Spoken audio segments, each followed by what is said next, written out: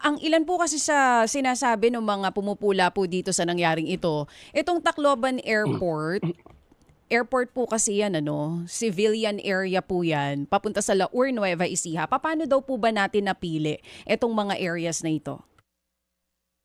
Kung in the past, kung mapapansin nyo, ang aming exercise area ay naka-concentrate lang sa inside the base, such as Port Magsaysay and Crow Valley. So itong mga ganitong klaseng as we elevate yung ating warfare, lumalawak yung ating area na pinaglalaroan or pinag-exercisean.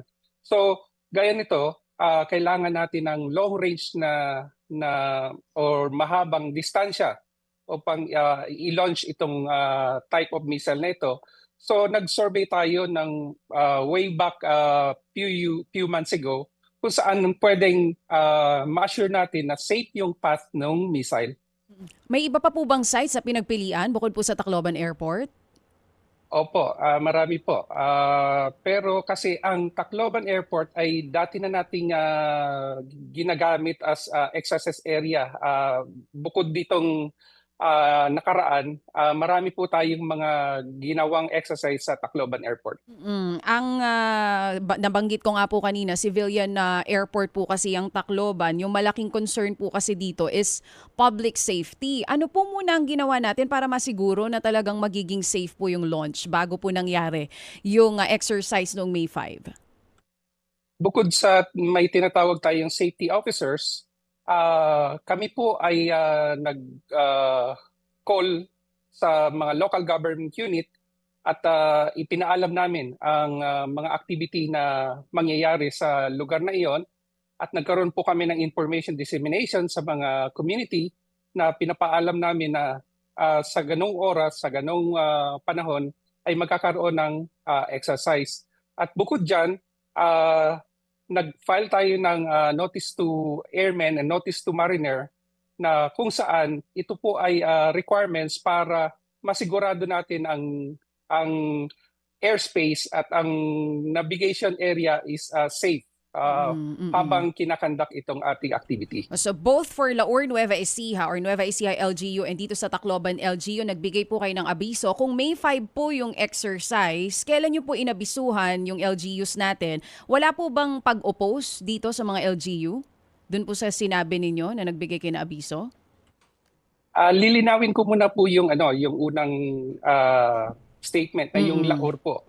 Ang Laor po ay military reservation area. Parte po ito ng Port Magsaysay na kung saan itong impact area ay ginagamit ng ating mga artillery units para i-conduct yung kanilang live fire. At ang impact area, doon po bumagsak yung ating munition na Tomahawk. Yes po.